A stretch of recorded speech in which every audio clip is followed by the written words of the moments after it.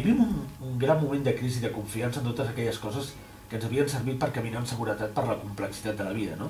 Estem trepitjant moments d'una certa incertesa. Bé, em sembla que això és prou evident, és a dir, el món donat per garantit, el món heretat, podríem dir, es troba en una greu situació, diria jo, a causa de la fractura de la confiança. Les societats humanes subsisteixen en la mesura en què es basen en la confiança.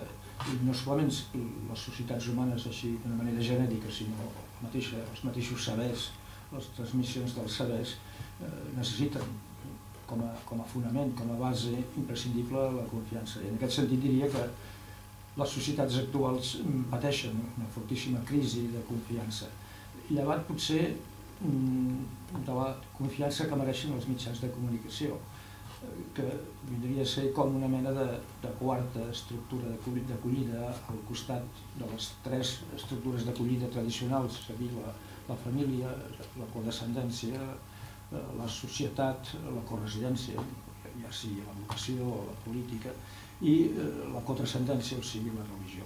Jo diria que la comediació, és a dir, els mitjans, són els que avui dia gaudeixen d'una major dosi, d'una major tassa de confiança. Però, evidentment, els mitjans de comunicació es basen en un fet bastant feble, que és la provisionalitat. I, per tant, aquesta confiança que desvetllen és sempre molt feble, molt provisional. En el fons es tractaria aquí de la qüestió de l'entorn de l'Star System, d'aquest sistema de valors que és tan feble justament perquè aquests valors duren molt poc, són molt efímers, i això crec jo condueix a una mena de minatge de la presència de l'ésser humà en el seu món quotidià. És preocupant, doncs, que els mitjans de comunicació hagin assolit aquesta categoria d'estructura d'acollida per a una societat? Bé, jo crec que el que és lamentable, si es vol, no és que els mitjans hagin obtingut aquesta confiança, sinó que l'hagin perduda les tres altres instàncies bàsiques de la societat. Aquí no es tracta ni de demonitzar ni d'enaltir desmesuradament els mitjans.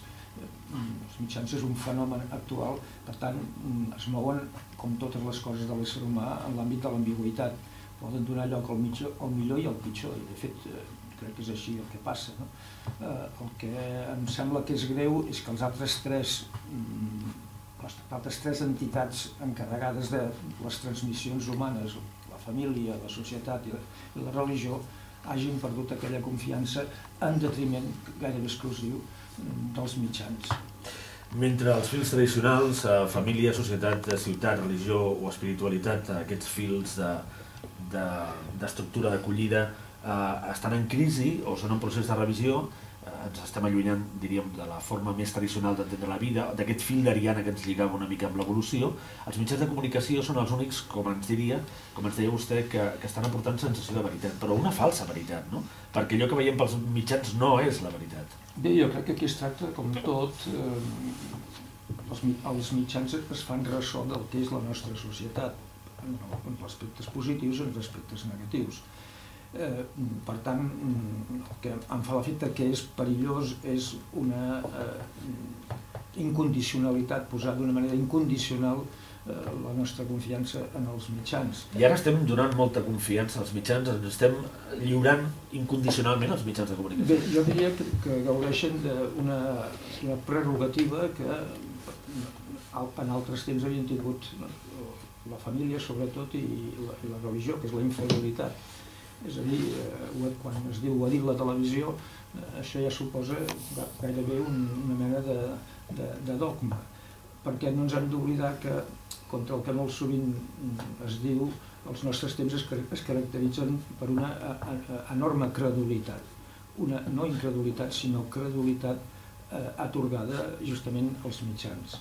Amb això no vull de cap manera demonitzar els mitjans, vull dir senzillament que estan dintre de l'àmbit de l'ambigüitat humana. L'ésser humà fonamentalment no és ni bo ni dolent, sinó que allò que és fonamental de l'ésser humà és l'ambigüitat.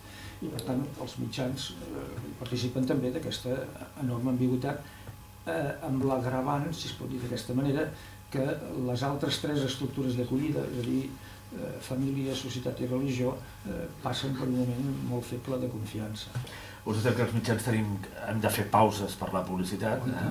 És una d'aquestes. Per cert, l'altre dia un magnífic article del Sergi Pàmies parlant de com estem fent la ràdio i de les pauses que moltes vegades s'insereixen en moltes converses que es produeixen a la ràdio. Ara n'hem de fer una, no marxeu, perquè d'aquí uns instants tornem amb el analista, antropòleg Lluís Duc.